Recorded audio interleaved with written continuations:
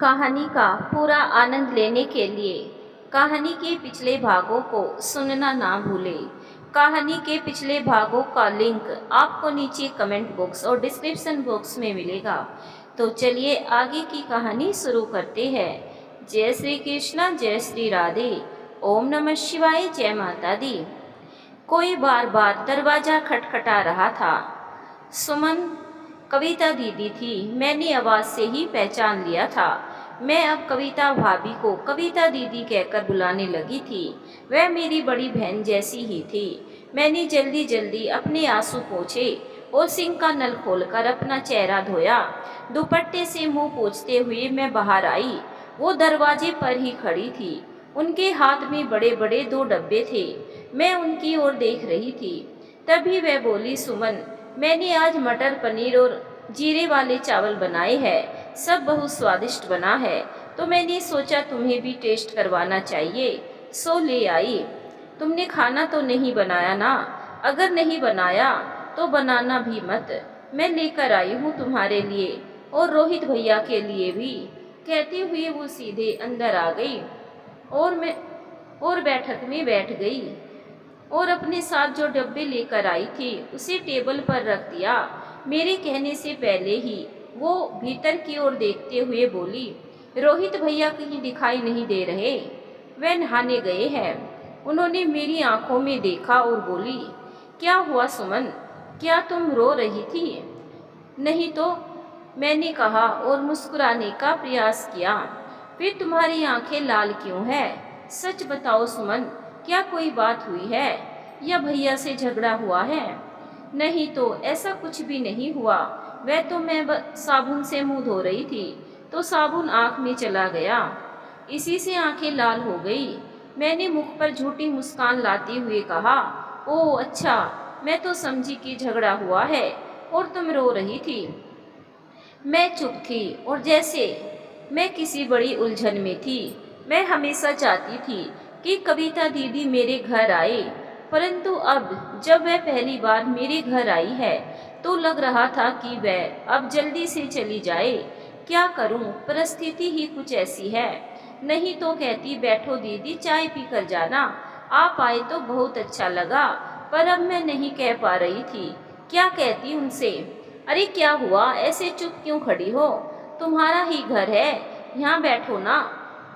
रोज तो इतना बोलती हो और आज जब मैं आई हूँ तो चुप खड़ी हो।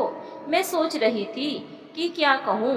फिर मैंने कहा, इतना सब लाने की क्या आवश्यकता थी? दीदी, मैं बना ही रही थी खाना, इसीलिए तो जल्दी आई। तुमने कुछ बनाया तो नहीं ना? नहीं, अभी बस सब्जी ही काटी थी। अच्छा, तो उसे शाम को बना लेना, अभी तो यही खाना। मैंने हामी सिर हिला दिया। तभी रोहित नहा धोकर तैयार होकर बाहर बैठक में आए। वे ऑफिस जाने के लिए तैयार थे। नमस्ते रोहित भैया, मैंने आज मटर पनीर और जीरे वाले चावल बनाए थे, सोचा आप दोनों के लिए लेकर आऊं। चखकर जरूर बताइए कैसा लगा। अच्छा सुमन, मैं चलती हूँ, अभी भैया ऑफिस जा रहे हैं तो तुम उन्हें खाना खिलाओ, यह कहकर वह चली गई। रोहित ने मेरी ओर देखा, मैंने नजरें झुका ली। वे डाइनिंग टेबल पर बैठ गए और उनके द्वारा लाए गए खाने को ढक्कन खोलकर देखने लगे। मैं भीतर से एक थाली ले आई और उसमें उन्हें परोस दिया। वे खाकर ऑफिस चले गए। उन्होंने मुझसे कोई बात नहीं की और ना ही भोजन के बारे में कुछ कहा। उनके जाने के बाद मैं कुछ देर यूं ही बैठी रही। फिर मैंने खाना खाया। मुझे भूख भी लगी थी। आज सुबह से चाय भी नहीं पी थी मैंने, सिर में दर्द होने लगा था। तभी कविता दीदी ने आवाज़ लगाई और कहा, सुमन चलो, आज मैं तुम्हें अपनी बहन से मिलवाने ले चलती हूँ। वह भी बिल्कुल तुम्हारी जैसी ही है। मैं एक पल को चौंकी, फिर बोली, दीदी अभी नहीं, आज थोड़ा सर में दर्द है। पर वो मुस्कुराते हुए बोली, चलो ना, घर में बैठे रहने से दर्द और बढ़ेगा, जरा बाहर निकलोगी तो अच्छा लगेगा। मैं तुम्हें जानती हूँ सुमन, जब भी तुम्हारा मन भारी होता है ना, तुम बहानों की ओट लेती हो। चलो, बस आधे घंटे की बात है, फिर तुम्हें वापस छोड़ दूंगी। उनकी बातों में अपनापन था, एक मीठा सा आग्रह। मैं कुछ पल मौन रही, फिर धीमे से सिर हिला दिया। शायद बाहर निकलना वाकई जरूरी था। मन के उस बंद कमरे की खिड़की खोलने के लिए जिसमें घुटन थी, अविश्वास था और ढेर सारी अनकही बातें थी। मैं कुछ पल मौन रही, फिर धीमे से सिर हिला दिया। शायद बाहर निकलना वाकई ही जरूरी था। मन के उस बंद कमरे की खिड़की खोलने के लिए जिसमें घुटन थी, अविश्वास था और ढेर सारी अनकही बातें थी। मैंने अलमारी से अपना पसंदीदा सूट निकाला। आज मेरा मन सूट पहनने का था, हल्के नारंगी रंग का। अच्छा चलो बताओ, ये अचानक सर में दर्द कैसे उठा? मैं चुप रही, ना हाँ कहा ना कह पाई। अच्छा नहीं बताना चाहती तो कोई बात नहीं। जब तुम्हारा मन करे कि मुझे बताना चाहिए तो निसंकोच कह देना। शायद तुम्हारी परेशानी का हल मेरे पास हो। मैं चुप थी, सिर्फ हाँ में सिर हिला दिया। मैंने दरवाजे पर ताला लगाया और उनके साथ चल पड़ी। कुछ ही देर में मैं उनकी बहन के घर पहुंच गई। उसका घर छोटा सा था, बिल्कुल मेरे घर जैसा ही। दीदी ने बताया था उनके पति भी सरकारी नौकरी में है। भीतर से बच्चों की हंसी किलकारियां सुनाई दे रही थी। कविता दीदी ने आवाज दी, नीलम ओ नीलम, देख जरा कौन आया है। भीतर से एक मध्यम आयु की स्त्री निकली। बड़ी बड़ी उसकी आंखें थी। उसने नीले रंग का एक कॉटन का सूट पहन रखा था। उस कॉटन सूट में भी उसका सौंदर्य प्रभावित कर रहा था। चेहरे पर गृहस्थी के कार्यों की थकान थी, पर मुस्कान अभी सहज थी। उसने दरवाजे पर आकर मुझे देखा और आत्मीय भाव से बोली, अरे वाह, आज तो बड़ा सौभाग्य मिला। आइए आइए। नीलम कविता दीदी के मामा की लड़की है, उनकी बड़ी बहन। मैंने हल्की सी मुस्कान दी और भीतर पांव रखा तो जैसे किसी दूसरे ही लोक में आ गई। वहाँ हंसी थी, स्नेह था और अपनापन था। कमरे की दीवारों पर बच्चों की हंसती हुई तस्वीरें टंगी थी। एक कोने में सिलाई मशीन रखी थी और दूसरे कोने में बच्चों के खिलौने, लट्टू, गेंद आदि बिखरे पड़े थे। हम छोटी सी चौकी पर बैठ गए। नीलम ने चाय चढ़ा दी और पास बैठते हुए बोली, कविता जब भी मिलती है आपकी बहुत तारीफ करती है। मेरी एक सहेली है सुमन, जो मन की बहुत अच्छी है। कविता दीदी हंसते हुए बोली, हाँ तो जो अच्छा है उसकी तारीफ की होगी ना। अब देख लो मुझे, मैं बिल्कुल सच कहती थी कि नहीं? हाँ कविता, तुम बिल्कुल सही कहती थी। और फिर वह मेरी ओर देखते हुए बोली, मैं तो कब से आपसे मिलने को उत्सुक थी, पर घर गृहस्थी और बच्चों में समय ही नहीं निकाल पा रही थी। अच्छा हुआ आप आए। यह तो नहीं आ रही थी, कह रही थी सिर में दर्द है, पर मैं ही इसे यहाँ लेकर आई। यह अच्छा किया आपने, मुझे एक और सहेली मिल गई। अच्छा अब देखो, मेरे हाथ की अदरक वाली चाय पीते ही दर्द छूमंतर हो जाएगा। मैं मुस्कुरा दी। नीलम उठकर रसोई में चाय लेने चली गई। तभी मेरी नज़र वहाँ एक छोटी सी शेल्फ में रखी तस्वीर पर गई। यह नीलम की तस्वीर थी और उसके साथ एक और तस्वीर थी, शायद उसके पति देव की थी। मैंने गौर से देखा, यह तो। तभी नीलम चाय की ट्रे लेकर आई और साथ में कुछ नमकीन और बिस्किट। लो सुमन, मैं खुद चाय बना कर लाई हूँ, अब बताओ कैसी बनी है। दर्द और गायब ना हो जाए तो कहना। चाय में स्वाद से ज़्यादा स्नेह होता है तो हर घूंट दवा बन जाता है। मैंने कप उठाया और धीरे धीरे चाय पीने लगी, पर मेरी नज़र बार बार उस तस्वीर पर जाकर ठहर रही थी। नीलम ने मेरी नज़र को देखकर कहा, यह मेरे पति है, उनका नाम किशन है। कविता ने बताया होगा, यह भी तो उसी ऑफिस में है, आपके पति के साथ। मैंने चाय का कप हाथ में थामे हुए ही सर झुका लिया, जैसे मैं इस समय स्वयं को एक अपराधी समझ रही थी, जैसे मैंने कोई गलती की है। होठों की मुस्कान अचानक से फीकी पड़ गई। मेरी उंगलियों ने कप को चारों ओर से जकड़ लिया, पर मैं अपने चेहरे के भाव सामान्य रखने की पूरी कोशिश कर रही थी। नीलम मुस्कुरा रही थी। वह अनजान थी उस तूफान से जो मेरे भीतर उमड़ रहा था। उसने पूछा, अरे क्या हुआ? चाय तो पसंद आई ना? बहुत बढ़िया है, पर जैसे अब स्वाद में वह मिठास नहीं लग रही थी।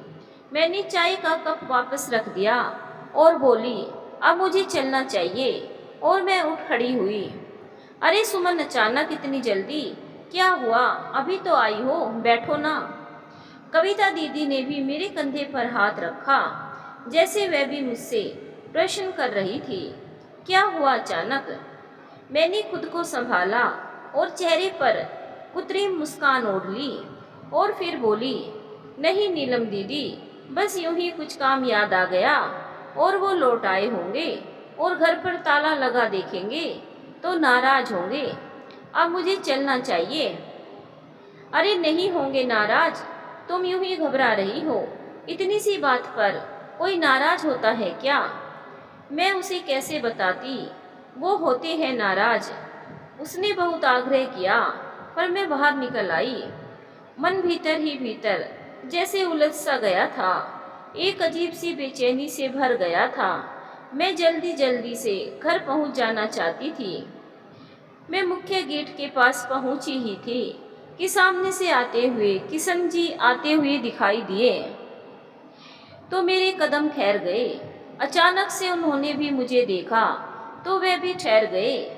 उनके चेहरे पर पहचान की हल्की सी लहर दौड़ गई। अरे भाभी जी आप, नमस्ते, उन्होंने मुस्कुराते हुए कहा।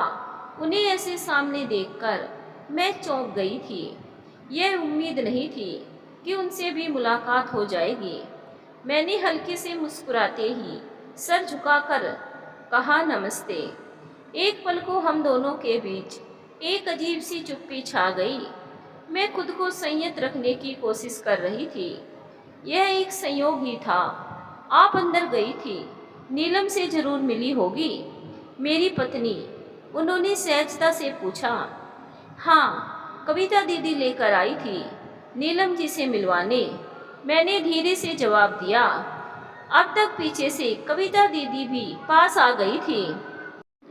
साली साहिबा, ये आपने बहुत अच्छा किया जो नीलम से मिलवाया। नीलम को भी अच्छा लगा होगा, उसे एक और सखी मिल गई। कविता और नीलम बहन कम, सहेलियां ज्यादा है। मैं बस हल्के से मुस्कुरा दी। रोहित कैसे है? दफ्तर में मुलाकात हो ही जाती है, हमारा तो ऑफिस भी एक है। पर एक बात कहूँ, वह है बहुत अजीब किस्म का, समझ में नहीं आता। अब देखिए ना, अब तक विवाह की पार्टी नहीं दी उसने। हम तो कह कहकर थक गए। मैंने एक पल को उन्हें देखा। उनकी आंखों में कोई छल नहीं था, कोई संदेह नहीं, बस एक सामान्य सी बात कही थी। पर मेरे मन में जैसे अब मानना ही छोड़ दिया था कि हर सामान्य बात सच होती है। जी मैं उनसे कह दूंगी। अरे नहीं, इसकी जरूरत नहीं है, वह तो हम कहते ही रहते हैं। आपस का मामला है, आप वक्त निकाल कर आई, ये अच्छा लगा, आते रहिएगा। मैंने बस हूँ कहा और सर हिला दिया और आगे बढ़ गई। मन की गति अब तेज थी, हर कदम के साथ हृदय बेचैन हो रहा था। कविता दीदी बोली, क्या हुआ सुमन, तुम ठीक तो हो? मुझे क्या होगा, कुछ भी तो नहीं। अब घर जाने की जल्दी है, बस और कोई बात नहीं। रोहित जी आते ही होंगे, जल्दी चलिए ना दीदी। अच्छा ठीक है, तुम चिंता मत करो, हम कोई रिक्शा कर लेते हैं, जल्दी पहुंच जाएंगे। वो रास्ते भर नीलम और किशन जी के बारे में बताती रही। दोनों पति पत्नी की बहुत ही सुंदर जोड़ी है और किशन जीजा जी बहुत ही सुलझे हुए व्यक्ति है, सबकी मदद करते हैं। मैं घर पहुंच गई, वे अभी नहीं आए थे। यह मेरे लिए राहत की बात थी। मैंने कविता दीदी से विदा ली और घर का ताला खोलकर भीतर चली आई और अंदर से दरवाजा बंद कर लिया। अभी 4 नहीं बजे थे, उनके आने में समय था। मैंने अपना मुंह धोया और तौलिया से मुंह पोंछने लगी कि तभी दरवाजा खटका। मैंने जल्दी जाकर खोला, रोहित थे। वह बोले, मैं कब से दरवाजा खटखटा रहा था, फिर कमरे की खिड़की से देखा तो तुम वहाँ नहीं थी। कितनी देर लगा दी खोलने में? जी मैं वॉशरूम में थी, मैंने कहा और दरवाजे से अलग होकर खड़ी हो गई। वह भीतर आ गए और बोले, तुम बहुत दिनों से कह रही थी ना मेकअप बॉक्स के लिए, देखो ऐसा ही चाहिए था ना, मैं ले आया हूँ। मैंने देखा, बिल्कुल वैसा ही था जैसा मुझे चाहिए था। मैं मुस्कुरा उठी। मुझे लगा अब वो ठीक है। मेरे बोलने के बाद शायद उन्हें बात समझ में आ गई थी और अब पहले की तरह बर्ताव नहीं करेंगे। मैंने सामान का थैला उनके हाथ से ले लिया और रसोई में रख दिया। उनके लिए चाय बनाई, फिर रात का भोजन तैयार किया। रात में मेकअप बॉक्स में मेकअप का सामान जमाने लगी जो मुझे मायके से मिला था। वो बिस्तर पर लेटे थे, हाथ में मोबाइल लिए हुए। उसे देखते हुए कोई गीत गुनगुना रहे थे। मैंने यूं ही बात करने की शुरुआत की और कहा, आज दोपहर में कविता दीदी के साथ उनकी बहन नीलम के घर गई थी। वे कई दिनों से कह रही थी। आज भी कहा तो मैंने सोचा चलो आज मिल ही आती हूँ। घर में अकेली बोर हो रही थी। उनका मन प्रसन्न था तो मैंने उन्हें सहज भाव से वहाँ जाने की बात बताई। उनके चेहरे का रंग बदल गया था। यह सुनते ही वे तमतमा उठे। उनकी आवाज़ में एक तीखापन था जो मैं पहले भी सुन चुकी थी। कौन नीलम? उन्होंने आंखें सिकुड़ कर कहा। माथे पर बल उभर आया। स्वर में चुभन थी। बात पूरी भी नहीं सुनी थी पर मानो उनके भीतर एक ज्वाला भीतर ही भीतर भभक उठी। उनकी आवाज़ तप्त थी जैसे अंगारे में लिपटी हुई और बिना प्रति उत्तर सुने ही आगे बोले, तुम क्यों गई थी वहाँ? क्या जरूरत थी? उनका चेहरा तन गया जैसे मन का संचित असंतोष अब बोल में फूट पड़ा था। मुझसे कहती तो क्या मैं लेकर नहीं जाता और मुझे बिना बताई चली गई। वो बोले जा रहे थे। कितनी बार कहा जब मैं घर पर नहीं रहूं तो बाहर मत निकला करो, पर नहीं, तुम्हारी तो आदत ही है। मायके में जो सीखा वही चाल चलन, यही सब तो करती थी। मैं उठ खड़ी हुई। भीतर फिर से कुछ टूटा सा महसूस हुआ। मैं चुप थी। वो हर बात जैसे मेरे अतीत से जोड़ रहे थे। क्या मेरे हर कदम पर मेरे संस्कारों को दोषी ठहराया जा रहा था? उन्होंने आगे बात जोड़ी, और तुम गई ही क्यों थी? क्या जरूरत थी बिना मतलब इधर उधर घूमने की? कविता दीदी के साथ ही तो गई थी, इसमें गलत क्या है? मैंने साहस बटोर कर कहा। मेरे स्वर में कड़ा प्रतिरोध था, जैसे कोई नदी पत्थर से टकरा कर भी बहना चाहती थी। पर वो कहाँ सुनने वाले थे। मेरी बात पूरी होते ही उनका चेहरा और भी तन गया।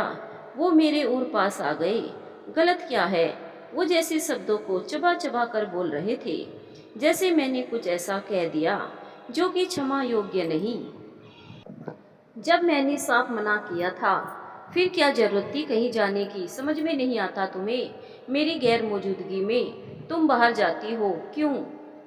क्या कुछ और है जो मैं नहीं जानता, जो तुम मुझसे छुपा रही हो? एक बात कान खोलकर सुन लो, मुझे ये ठीक नहीं लगता। और उन्होंने इधर उधर नजर दौड़ाई, फिर अखबार की ओर इशारा किया।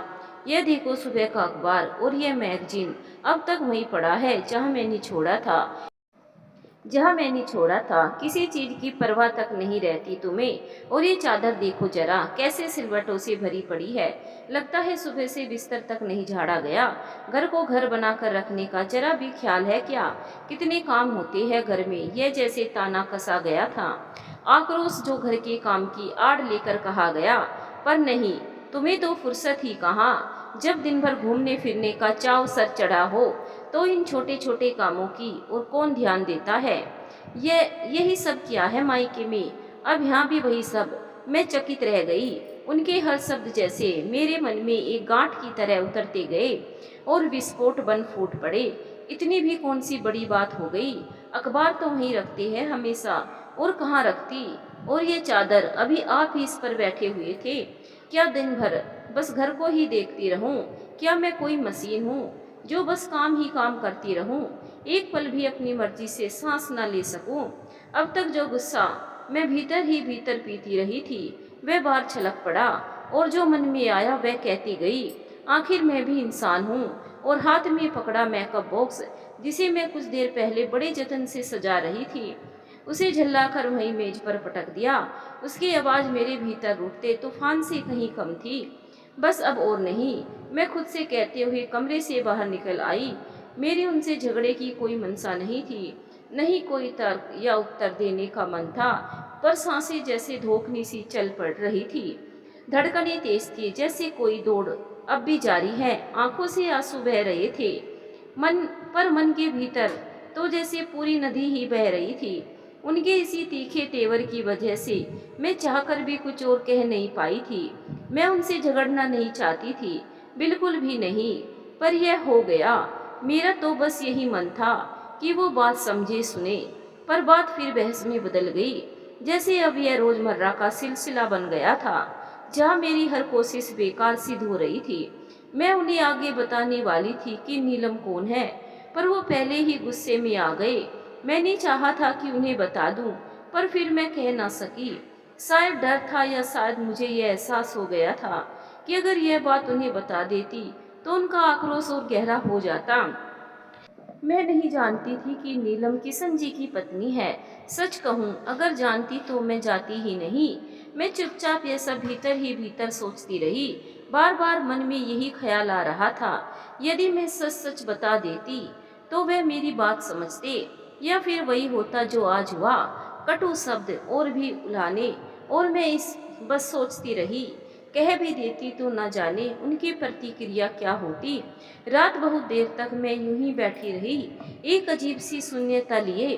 कमरे के हर कोने में जैसे सन्नाटा उतर आया था। उनके कमरे की लाइट कब बंद हुई मुझे पता ही नहीं चला। मैंने सोचा था शायद कुछ देर बाद वह आएंगे, उन्हें अपने गलत होने का एहसास होगा, कुछ कहेंगे, पूछेंगे, या कम से कम मुझ पर एक नज़र ही डालेंगे। पर कुछ नहीं हुआ, जैसे मैं थी ही नहीं। मन भारी हो रहा था, माँ की बहुत याद आ रही थी। काश माँ होती तो वह चुपचाप मेरा सिर सहलाती, बिना पूछे कहे सब समझ जाती। कब नींद लगी पता ही नहीं चला। सुबह उठी तो सर भारी था। पूरी रात जैसे मन के भीतर कोई बोझ पलता रहा। मैं चुपचाप उठकर बाथरूम में चली गई। बाहर से आवाजें आ रही थी। दूध वाली काकी आई थी। वे उनसे रोज की तरह बात कर रहे थे, मानो कुछ हुआ ही ना हो। नहा धोकर तैयार हुई तो उन्होंने कहा, चाय बना दो। मैंने चुपचाप चाय चढ़ा दी, किसी आज्ञाकारी कठपुतली की तरह। सोचा कि शायद अब उन्हें अपने व्यवहार का एहसास हो गया होगा, पर उनकी नज़र में और ना उनकी कोई बात में मुझे कोई पछतावा दिखाई दे प्रतीत नहीं हो रहा था। वे चाय पीकर उठ गए। मैंने भी चुपचाप खाने की तैयारी शुरू कर दी। खाना खाकर वो जैसे रोज की तरह ऑफिस के लिए तैयार हुए और बिना कुछ कहे निकल गए। मैं किचन समेटने लगी, फिर कपड़े धोकर छत पर डाले। जब सब काम निपट गया तो हॉल में आकर बैठ गई। मैंने खिड़की से झांक कर देखा, धूप तेज हो गई थी, बगीचे की मिट्टी फटने लगी थी। सोचा पानी डाल दूं, जमीन नरम हो जाएगी। मैं दरवाजा खोलने गई, हाथ बढ़ाया और दरवाजा खोलने को हुई कि ध्यान गया। दरवाजा तो भीतर से तो खुला था पर बाहर से बंद था। मैं चौंक गई, कुछ समझ नहीं आया। यह बाहर से बंद कैसे है, किसने किया होगा। मैंने फिर से खोलने की कोशिश की कि शायद अटक गया हो। मैंने कई बार खींचा पर वह टस से मस नहीं हुआ। तब यकीन हो गया कि बाहर से ही बंद है, शायद किसी बच्चे ने शैतानी की होगी। मैंने खिड़की से बाहर झांक कर देखा, कोई नहीं था। मैं सोफे पर बैठ गई। भूख बहुत जोरों से लगी थी।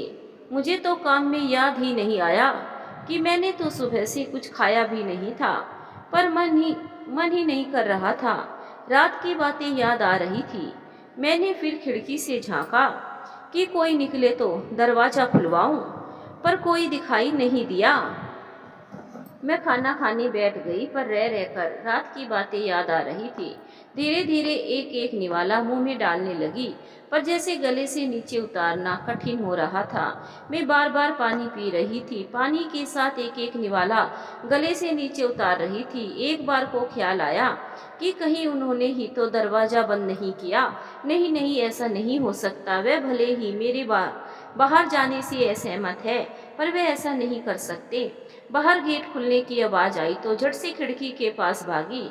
बाहर देखा, कविता दीदी अपने बच्चों को स्कूल से लेकर लौटी थी। मैंने उन्हें आवाज़ लगाई, कविता दीदी।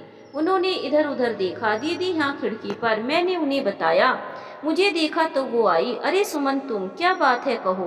देखिए ना दीदी, किसी ने शैतानी की है, बाहर से दरवाजा लगा दिया, जरा खोल दीजिए। किसने बंद कर दिया, उन्होंने पूछा। तो मैंने उनके बेटे की तरफ देखा, किसी बच्चे ने ही बंद किया होगा, और कौन हो सकता है। मम्मा हम तो अभी स्कूल से आए हैं, हमने नहीं किया, तीनों बच्चे ने बड़ी मासूमियत से बोला।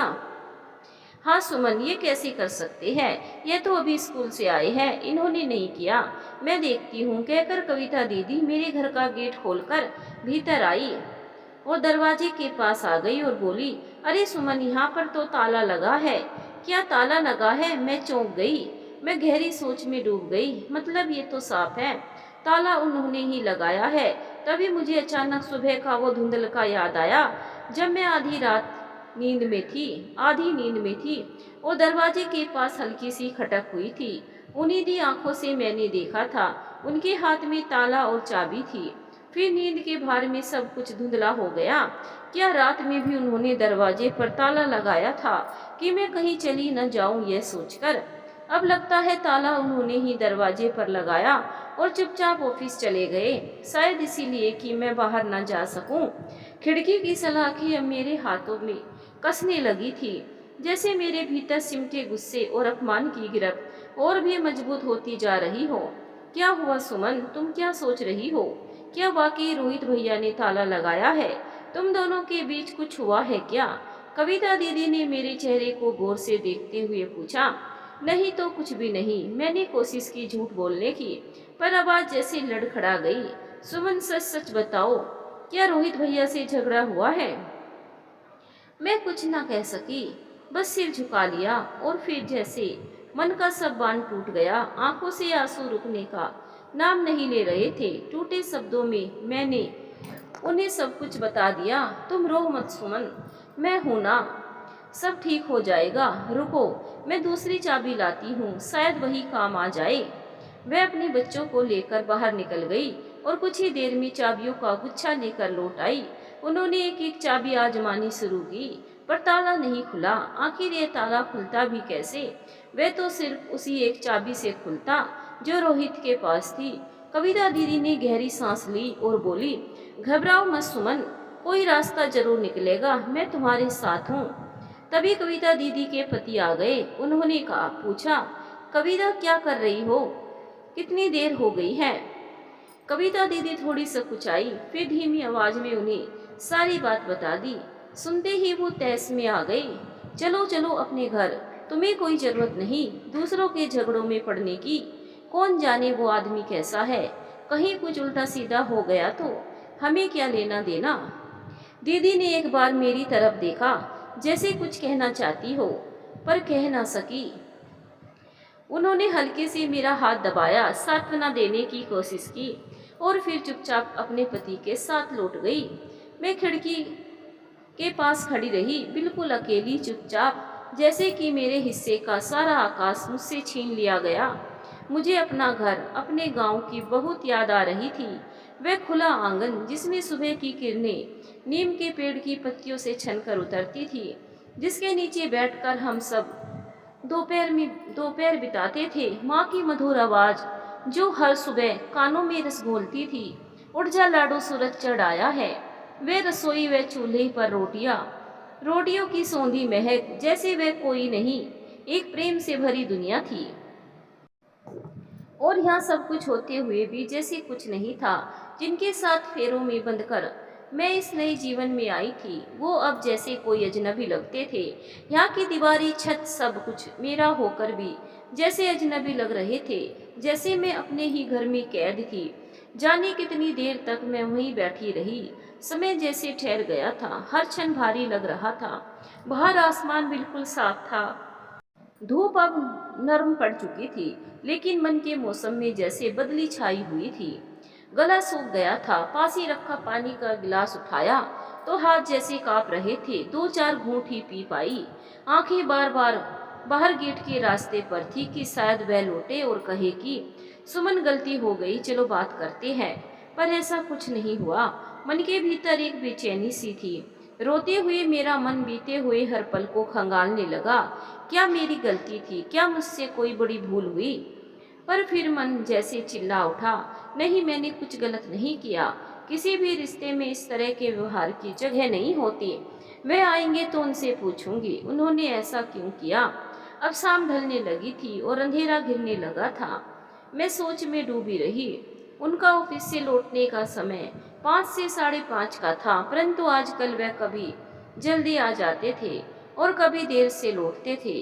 अब 6:30 बज चुके थे, परंतु वह नहीं लौटे थे। कमरे में अंधेरा होने लगा था। अब तक मैंने बत्ती भी नहीं जलाई थी। कुछ देर बाद मैंने बत्ती जलाई। शाम की दिया बाती का समय हो गया था। घर के मंदिर में जाकर अपने भोले बाबा जी के आगे बैठ गई। उनसे प्रार्थना करने लगी। माँ कहती थी, मुश्किल समय में ईश्वर का ध्यान करो तो मन को शांति मिलती है और शांति से हर समस्या का हल निकल आता है। ऐसी क्या गलती हुई मुझसे। अचानक गेट खुलने की आवाज आई। मैं चौंकी। पल भर को मन में एक हुक सी उठी, शायद रोहित है। दरवाजे की खटक के साथ ही जैसे मन का तनाव अपने चरम पर पहुंच गया। जल्दी से मैं हॉल की ओर बढ़ी, पर जैसे पांव जमीन में धंसे हुए थे। बढ़ने के लिए हिम्मत जुटानी पड़ी।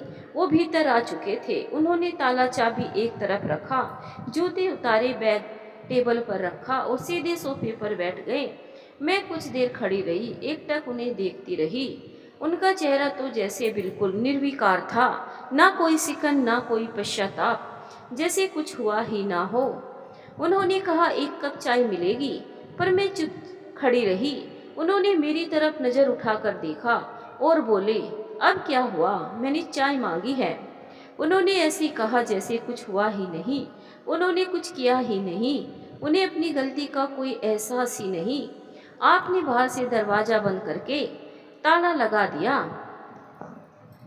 और ऑफिस चले गए थे। क्यों? क्या आपको लगता है आपका यह बर्ताव ठीक है? मैंने कुछ गलत नहीं किया। बात तुमने बढ़ाई थी। मेरे कहने के बावजूद भी तुम्हें कुछ समझ में नहीं आया। मैंने जब तुम्हें मना किया तब भी तुम चली गई, बिना मुझसे पूछे, बिना बताए। तुमने मेरा भरोसा तोड़ा, इसलिए मुझे ऐसा करना पड़ा।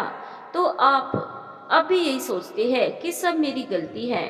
मैं यह मानती हूँ, मैं बिना बताई चली गई थी, पर मैं बताती भी कैसे? आप ऑफिस में थे तो तुम मेरे लौटने का इंतजार भी नहीं कर सकती थी, और तुम्हें ऐसे जाने की जरूरत ही क्या है? ज्यादा घूमने फिरने का शौक है तो अपने मायके में जाकर बैठो। तो क्या अब मैं कहीं आ जा नहीं सकती? किसी से बात भी नहीं कर सकती? यह कहते हुए अब मेरी आंखें भर आई थी। देखो, मैं बहुत थक गया हूँ। बाहर का तनाव होता है और घर में आकर भी अगर सवाल जवाब शुरू हो जाए तो क्या मैं खूंटे से बंधी हुई गाय हूँ जो चुपचाप बंद कर रहूं, या जिस ओर हाँकी जाए उस ओर मुड़ जाऊं? देखो, मैं जरा भी बहस के मूड में नहीं हूँ। और वो उठकर बाथरूम में चले गए। मैं चुपचाप वहीं खड़ी रह गई। आंखों में नमी थी और दिल में जैसे कोई भारी बोझ। गुस्से में भरी मैं किचन में चली गई। मैं बर्तन पटकते हुए काम कर रही थी। बर्तनों की खटपट से मेरा मन ही नहीं, पूरी किचन गूंज उठी। चाय का बर्तन चढ़ाया, जल्दी जल्दी उनके लिए चाय बनाई और बिना कुछ कहे टेबल पर रख दी। फिर लौटकर रसोई में आ गई। बात करने का मन न था मुझे। मन ही मन झुंझला रही थी, खुद को किसी तरह संभाल रही थी। खाने का समय हुआ तो थाली में खाना परोसकर और बिना कुछ कहे उनके सामने रख दिया। पर मैंने रोहित को खाने के लिए नहीं कहा। क्यों कहूँ? उन्होंने कभी मुझसे कहा नहीं ना। वो भी चुपचाप खाने लगे जैसे कुछ हुआ ही ना हो। उनकी नजरें टीवी पर थी, मुझ पर नहीं। कितनी बार कहा था मैंने, एक डिस्कनेक्शन तो लगवा दो, उसे देखकर टाइम पास कर लिया करूं, पर हर बार उन्होंने हंसकर टाल दिया। कहते टीवी देखने से औरतों का दिमाग खराब हो जाता है। और फिर ना डिस्क लगी, ना मेरी बात मानी गई। उनके लिए टीवी था, समाचार थे, और मेरे लिए बस चार दीवारें। मैं बर्तन साफ कर रही थी। उन्होंने मुझे चिल्लाकर बुलाया। रात के 11 बज रहे हैं और तुम्हारे काम ही खत्म नहीं होते। पत्नी हो मेरी, अपना पत्नी धर्म निभाना तुम्हारा फर्ज है कि नहीं, यह भी मुझे बताना पड़ेगा। वो आगे बढ़े। मैं तुम्हारी हर जरूरत पूरी करता हूँ, तो तुम्हें भी मेरी जरूरतों का ख्याल रखना चाहिए। मैं समझ रही थी वो मुझसे क्या चाहते हैं। मेरा मन पहले से ही खराब था, इतना कुछ होने के बाद कैसे अपने मन को समझाती भला। मैं पीछे हटी, उन्होंने मेरी गर्दन पर से बालों को कसकर पकड़ लिया और अपने पास खींच लिया। देखो, यदि तुम्हारा ऐसा ही रवैया रहा तो पति का मन बदलते देर नहीं लगती। मेरी बात की अवहेलना कर तुम बाहर घूमती फिरती हो और घर के काम में ध्यान नहीं देती, वरना आज मुझे फीकी चाय नहीं मिलती। मैं स्तब्ध रह गई। उनके शब्दों ने जैसे दिल को चीर कर रख दिया। सांस जैसे थमी सी रह गई, आंखों में नमी तैरने लगी। रात उनकी रौबदार परछाई मेरे ऊपर मंडराती रही थी। मन में उठते सवालों ने जैसे चुप्पी की चादर ओढ़ ली थी। मैं खुद से पूछ बैठी, क्या पत्नी होना इतना ही है? क्या मेरे अपने जज्बात, मेरी थकावट, मेरी इच्छाएं कुछ नहीं? क्या सिर्फ वही इंसान है जिसकी जरूरतें हर वक्त पूरी की जाए? मैं तो जैसे इस घर की अदृश्य परछाई बनकर रह गई हूँ। ऐसा लगा जैसे मेरे भीतर कुछ चटक गया हो। और ये कैसा मन है जो अपनी पत्नी के मन को नहीं समझता? उनका मन बाहर किसी से लग जाएगा, क्या वह उसे समझ लेंगे? और क्या यही होता है पति धर्म, जो अपनी पत्नी को समझने के स्थान पर उसे धमकाता है और कहता है कि वह बाहर कहीं मन लगा लेगा? मैंने ऐसा क्या गुनाह कर दिया? रात नींद तो जैसे आंखों से रूठ गई थी। मैं बहुत देर तक छत की और उस घूमते हुए पंखे को ताकती रही। हर बार मेरा मन मुझे जैसे सवाल पूछ रहा था, क्या तुम अब भी खुद को इसी खूंटी से बांध कर रखना चाहती हो? क्या तुम ऐसा कर पाओगी?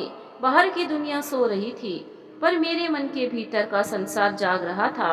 माँ अक्सर जानकी दीदी से कहती थी कि बेटी, ससुराल में लड़की को बहुत कुछ सहना पड़ता है, तब जाकर घर बसता है। पर क्या घर बसाना सिर्फ स्त्री का काम है? क्या एक स्त्री को ही हर दम समर्पण की मूर्ति बने रहना चाहिए? जाने कब सुबह हुई, खिड़की से दीवारों पर रोशनी की हल्की रेखाएं सरकने लगी तो पलकें झपकाई। आंखें बोझिल थी और मन भी। पर अब मैंने अपने मन को समझाया कि अगर किसी को अपना धर्म याद नहीं तो कोई बात नहीं, मुझे तो अपना धर्म निभाना ही होगा। फिर एक मायूस सी मुस्कान के साथ मैं अपने काम में लग गई। स्नान आदि करने के बाद रसोई में आई तो देखा रात के बर्तन जैसे ही पड़े थे। उन्हें साफ किया और रसोई साफ कर अपने भोले बाबा जी के आगे बैठ गई। उनसे प्रार्थना की, हे मेरे शिव जी, मेरे भोले बाबा, मुझे रास्ता दिखाना। जाने कब तक आंखें बंद कर उनके आगे बैठी रही। मन का बोझ आंसुओं के साथ बाहर आ गया तो कुछ हल्का महसूस हुआ। मैंने देखा वो उठ गए हैं और अखबार लेकर बैठे हैं। मैं खाने की तैयारी करने लगी। वह खाना खाकर ऑफिस के लिए निकल गए। उन्होंने देखा मैं किचन में काम कर रही थी। जाती हुई चुपचाप से दरवाजा बंद कर उस पर बाहर से ताला लगा दिया। मुझे आहट हुई तो मैं रसोई से भागकर बाहर हॉल में आई। दरवाजा खींचा पर वह नहीं खुला। मैं जल्दी से खिड़की पर गई। मैंने कहा, दरवाजा बंद मत कीजिए प्लीज, मैं कहीं नहीं जाऊंगी, घर पर ही रहूंगी। पर उन्होंने मेरी एक ना सुनी और कहा, शाम को खाने में कुछ अच्छा सा बना कर रखना तो कुछ बात बने। दोपहर की चाय का वक्त हो गया था। सरकारी ऑफिस की चहल पहल अब धीरे धीरे कम होती जा रही थी। कुछ फाइलों का बंडल संभाल रहे थे और कुछ वही रोज की गपबाजी में मगन थे। इतने में 55 साल के हो चुके माथुर जी ने अपनी जरा झुकी हुई कमर सीधी करते हुए बाहर जाते रोहित को टोका। क्या बात है रोहित बाबू, आजकल तो बड़ी जल्दी घर जा रहे हैं, शादी वादी कर ली क्या? उनकी आवाज में चुहल थी, पर कहने के लहजे में जैसे कोई शिकायत घुली थी, जैसे वो जानते हुए भी अनजान हो। उन्होंने जैसे रोहित की नब्ज पकड़ ली थी। रोहित खिसिया गया और जरा मुस्कुराने की कोशिश की, पर हंसी जैसे होठों तक आकर रह गई। तभी पीछे से किशन ने टोका, अरे माथुर जी, आपको अभी तक पता नहीं, इन्होंने तो ब्याह भी कर लिया और हमें खबर तक नहीं की। भला ऐसा भी कोई करता है? ना मिठाई, ना पार्टी, और ना भाभी जी से मिलवाना, और ना की जान पहचान।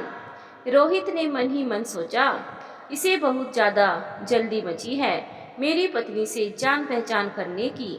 पर वह चुप था।